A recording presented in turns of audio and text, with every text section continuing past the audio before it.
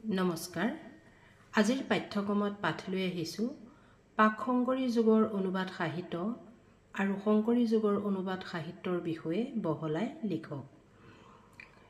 উত্তৰ: চতুৰ্দশ শতিকাৰ পৰা পঞ্চদশ শতিকাৰ শেষৰ ভাগলৈকে এই সময়খিনিক প্ৰাক শংকৰী যুগ বুলি জনা যায়।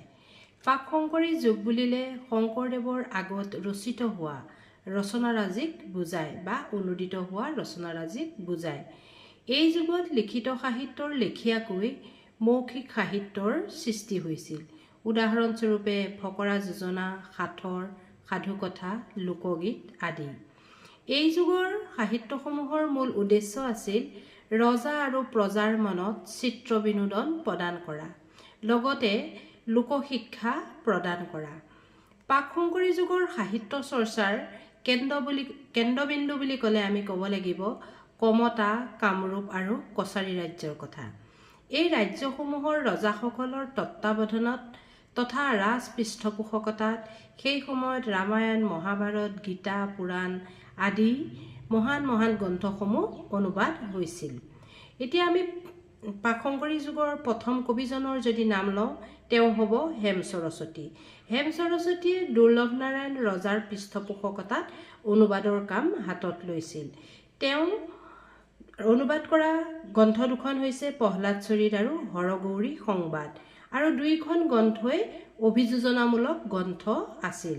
আৰু দুইখন গ্ৰন্থতে মূল সংস্কৃতৰ আংশিক অনুবাদহে পোৱা গৈছিল।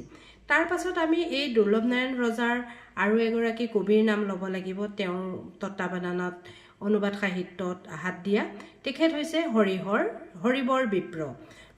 তেওঁ জৈমিনীয় মহাভাৰতৰ অশ্বমেধ পৰ্বৰ পৰা 3টা আখ্যান অনুবাদ কৰে।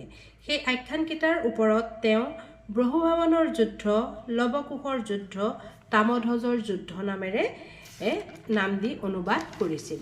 ইয়াৰ পিছত আমি ক'ব লাগিব কবিৰত্ন সৰস্বতীৰ কথা। কবিৰত্ন সৰস্বতী আকৌ দুৰ্লভ নাৰায়ণৰ পুত্ৰ ইন্দ্ৰনাৰায়ণ ৰজাৰ পৃষ্ঠপোষকতাত অনুবাদ কাৰ্য অব্যাহত ৰাখিছিল। তেওঁ মহাভাৰতৰ 2 পৰ্বৰ অন্তৰ্গত জয়দ্ৰথ বধ কাহিনীভাগ অনুবাদ কৰিছিল। ইয়াৰ পিছতে আমি ৰুদ্ৰকুণ্ডলীৰ কথা ক'ব পাৰোঁ। ৰুদ্ৰকুণ্ডলীয়ে তাম্ৰধ্বজ ৰজাৰ পৃষ্ঠপোষকতাত সত্যকী প্ৰৱেশ নামৰ এখন কাব্য অনুবাদ কৰিছিল। এইখনো জয়দ্ৰথ বধৰ উপপৰ্বৰ পৰা লৈছিলে সত্যকী প্ৰৱেশ নাম দি, সত্যকী যুদ্ধৰ আধাৰত সত্যকী প্ৰৱেশ। তাৰপিছত আমি ক'ব পাৰোঁ যে সেই প্ৰাক শংকৰী যুগৰ শ্ৰেষ্ঠ কবি মাধৱ কন্দলীৰ কথা। মাধৱ কন্দলীয়ে আকৌ বৰাহী ৰজা মহামাণিক্যৰ পৃষ্ঠপোষকতা লাভ কৰিছিল, আৰু তেওঁ বাল্মীকিৰ সংস্কৃতৰ যি মূল ৰামায়ণ আছিল সেই ৰামায়ণখন অসমীয়ালৈ অনুবাদ কৰিছিল। আৰু ৰামায়ণখন অনুবাদ কৰাৰ মূল নীতি ৰাখিছিল তেখেতে লম্ভা পৰিহৰি সৰু দিত্তে। কিন্তু তেওঁ ৰামায়ণখনত আকৌ 5টা কাণ্ডহে পোৱা গৈছিল। আদিকাণ্ড আৰু উত্তৰাকাণ্ড পোৱা নগৈছিল। সেই আদি আৰু উত্তৰাকাণ্ড শংকৰী যুগত শংকৰদেৱ আৰু মাধৱদেৱে ৰচনা কৰিছে। আমি এইদৰে ধৰক যদি চতুৰ্দশ শতিকাৰ আগে পিছে উল্লেখ কৰোঁ, এই অনুদিত কাব্যৰাজিয়ে অসমীয়া ভাষা বিকাশৰ ক্ষেত্ৰত গুৰুত্বপূৰ্ণ অৰিহণা আগবঢ়োৱা দেখা যায়। ইয়াৰ পিছত আহিছোঁ আপোনালোকৰ বাবে শংকৰদেৱৰ বা শংকৰী যুগৰ অনুবাদ সাহিত্যৰ বিষয়ে অলপ আগবঢ়াই দিওঁ। এতিয়া আমি ক'ব লাগিব যে সেই সময়ত যিহেতু ৰজাসকলৰ পৰা কিছু অশান্তি বা বিপৰ্যয়ৰ সৃষ্টি হৈছিল, তথাপি কোচ ৰজা আৰু আহোম ৰজাসকলৰ পৃষ্ঠপোষকতাত অসমীয়া সাহিত্যত অনুবাদ সাহিত্যই গা কৰি উঠিছিল। আৰু তাৰ পুৰোধা ব্যক্তিজন আছিল আমাৰ মহাপুৰুষ শ্ৰীমন্ত শংকৰদেৱ। আৰু সেই শংকৰী যুগটোকে কি বুলি কোৱা হয়? অসমীয়া সাহিত্যৰ স্বৰ্ণ যুগ বুলি কোৱা হয়। এতিয়া শংকৰদেৱে কি কি ৰচনা কৰিলে চাওঁ। তেওঁ ভাগৱতৰ 2য় পৰ্বৰ পৰা আৰু 6ৰ পৰা অজামিল উপাখ্যানখন, আৰু 8মৰ পৰা বলিচলন অমৃত মথন অনুবাদ কৰিলে। তাৰোপৰি তেখেতে 10ম স্কন্ধৰ 19টা অধ্যায়ৰ ভিতৰত 49টা অধ্যায় অধ্যয়ন কৰি 10ম অনুবাদ নামেৰে 10ম অনুবাদ কৰা দেখা যায়। তাৰ উপৰিও সেই দশমখনৰ পৰাই সেই দশম অধ্যায়ৰ পৰাই মানে কীৰ্তন ঘোষা যিখন আমাৰ সকলোৰে প্ৰিয় কীৰ্তন ঘোষা পুথিখন তেখেতে অনুবাদ কৰে। তাৰ উপৰিও তেখেতে বাল্মীকিৰ ৰামায়ণৰ যি মানে উত্তৰাকাণ্ড সেই উত্তৰাকাণ্ডটো তেওঁ কৰুণ ৰসেৰে খুব ধুনীয়াকৈ অসমীয়া সাহিত্যলৈ অনুবাদ কৰি এটা মানে জাকত জিলিকীয়া যুগৰ সৃষ্টি কৰিছিল। তাৰপিছত আমি সেই মূল সংস্কৃতৰ বিষয় লৈ তেওঁ বহু কাব্য গীত নাট সকলোতে মানে মূল সংস্কৃত কাব্যসমূহৰ অনুবাদ দেখিবলৈ পোৱা গৈছিল। তাৰপিছত আমি নাম ল'ব লাগিব মাধৱদেৱৰ কথা। মাধৱদেৱে তেওঁ আদিকাণ্ড ৰামায়ণ ৰচনা কৰিছিলে। আপোনালোকে জানে যে মাধৱ কন্দলীৰ যি ৰামায়ণৰ 5টা খণ্ড পোৱা গৈছিল তাৰে আদিকাণ্ডটো আমাৰ মাধৱদেৱে ৰচনা কৰিলে মূল সংস্কৃতৰ পৰা। তাৰপিছত তেওঁ ভক্তি ৰত্নাৱলীখন শেষৰ তেখেতে ভক্তি ৰত্নাৱলীখন অনুবাদ কৰিলে, নামঘোষা অনুবাদ কৰিলে। তাৰপিছত নাম মল্লিকাখন বিৰূপাক্ষৰ ৰজাৰ মানে অনুৰোধত তেখেতে নাম মল্লিকা পুথিখন মানে অনুবাদ কৰে।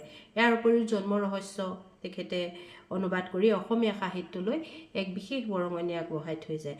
তাৰপিছত আমি নাম ল'ব লাগিব অনন্ত কন্দলীৰ কথা। অনন্ত কন্দলীয়ে আকৌ ভাগৱতৰ দশম স্কন্ধৰ 50 অধ্যায়ৰ পৰা 90 অধ্যায়লৈকে এইসমূহ মানে পদ তেওঁ অনুবাদ কৰে। তাৰ লগে লগে বিত্তাসুৰ বধখন কাব্যখন তেখেতে অনুবাদ কৰে। তাৰপিছত ইয়াৰ উপৰি এটা ক'ব লাগিব যে ৰামায়ণৰ যিখন ৰামায়ণ ৰচনা কৰিছিলে অনুবাদ কৰিছিলে বাল্মীকিৰ, সেই বাল্মীকিৰ ৰামায়ণখন আকৌ মাধৱ কন্দলীয়ে 5টা কাণ্ড অনুবাদ কৰাৰ উপৰিও অনন্ত কন্দলীও কৰা গৈছিল। অনন্ত কন্দলীয়ে কৈছিল যে মাধৱ কন্দলীয়ে ৰামায়ণখনত মানে ধৰ্মীয় দৰ্শনটো তেওঁ কম দেখা পাইছিল বাবে পুনৰ 5টা কাণ্ড আকৌ তেখেতে অনুবাদ কৰিলে। কিন্তু সেই 5টা কাণ্ডই মানে মাধৱ কন্দলীৰে মানে অনুকৰণ কৰি কৰা বুলি কোৱা মানে প্ৰবাদ আছে। তাৰপিছত ৰাম সৰস্বতীৰ কথা আমি ল'ব লাগিব। ৰাম সৰস্বতীয়ে আকৌ মহাৰজা নৰনাৰায়ণৰ পৃষ্ঠপোষকতা লাভ কৰিছিলে। তেওঁ মহাভাৰতৰ প্ৰায়ভাগ শ্লোক অসমীয়ালৈ অনুবাদ কৰিছিল আৰু মহাভাৰতৰ সেই পৰ্ববিলাক যেনে আদি পৰ্ব, বন পৰ্ব, সভা পৰ্ব, বিৰাট পৰ্ব, উদ্যোগ পৰ্ব, ভীষ্ম পৰ্ব, দোন পৰ্ব, কৰ্ণ পৰ্ব এইসমূহ পৰ্ব তেওঁ অসমীয়ালৈ অনুবাদ কৰা দেখা যায়। ইয়াৰ পিছতে আমি নাম ল'ব লাগিব ধৰক সৰস্বতীয়ে তেখেতে মানে ৰাম সৰস্বতীয়ে জয়দেৱৰ দ্বাৰা ৰচিত যিখন গীত গোবিন্দ আছিলে সেই পুথিখন তেখেতে পদানুবাদ মানে একে আকাৰৰে আকৌ অনুবাদ কৰা দেখা যায়। তাৰপিছত আমি ক'ব পাৰোঁ যে সেই সময়ত মানে অসমত বৈষ্ণৱ আদৰ্শৰ পৰা আঁতৰি আহি পাঁচালী সাহিত্য নামেৰে এক সাহিত্যৰ জন্ম হৈছিলে। মানে নৱবৈষ্ণৱ য'ত আদৰ্শ পোৱা যোৱা নাছিল সেই কবিসকল আছিল পীতাম্বৰ দ্বিজ, মনকৰ, দুৰ্গাবৰ আৰু নাৰায়ণ দেৱ। এতিয়া আমি ক'ব পাৰোঁ যে পীতাম্বৰ দ্বিজে ভাগৱতৰ দশমৰ পৰা উষা পৰিণৰ আৰু মাৰ্কেন্দ্ৰীয় চণ্ডী এই দুখন কাব্য অনুবাদ কৰিছিলে। তাৰপিছত আমি নাম ল'ম দুৰ্গাবৰ কায়স্থৰ কথা। দুৰ্গাবৰ কায়স্থই আকৌ গীতি ৰামায়ণখন তাঙৰণ কৰিছিল। তাৰপিছত ওজাবলীখন তাঙৰণ কৰিলে আৰু তেওঁ যি অনুবাদ ৰীতি আছিল এইবিলাকক আকৌ অভিযোজনামূলক বুজা যায় তাৰমানে। তাৰপিছত আমি একেবাৰে শেষত শংকৰদেৱৰ যুগৰ অন্যতম লেখক তথা আমি যদি কওঁ গদ্য সাহিত্যৰ জনক ভট্টদেৱ তেখেতৰ নাম ল'ব লাগিব। তেখেতৰ নাম আছিল বৈকুণ্ঠনাথ ভাগৱত ভট্টাচাৰ্য আৰু তেখেতে কথা গীতা, কথা ভাগৱত, কথা ভক্তি ৰত্নাৱলী অনুবাদ কৰিলে অসমীয়া ভাষালৈ, সংস্কৃতৰ পৰা অসমীয়া ভাষালৈ আৰু তেখেতক কথা সাহিত্যৰ জনক বুলিও কোৱা হয়। তাৰপিছত আমি আৰু এজনৰ নাম ল'ব লাগিব ৰাম মিত্ৰ। তেখেতে কি কৰিলে হিতোপদেশ বা পুতলা চৰিত্ৰ এইসমূহ অসমীয়া সাহিত্যলৈ অনুবাদ কৰা দেখা যায়।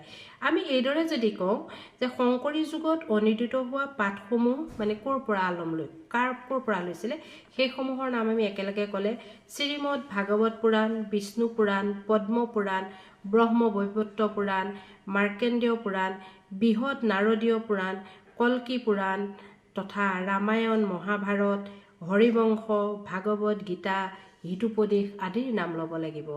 এইখিনিয়ে হৈছে শংকৰী যুগৰ অনুবাদ সাহিত্য। আপোনালোকে যদি ভিডিঅ'টো চাই ভাল পাইছে লাইক আৰু কমেণ্ট কৰিব আৰু আপোনালোকৰ উপযোগী হ'ব বুলি মই আশা কৰোঁ। ধন্যবাদ। সকলোৱে কুশলে থাকক। পুনৰ আকৌ আপোনালোকক লগ পোৱাৰ আশাৰে আজি সামৰণি মাৰিলোঁ। নমস্কাৰ।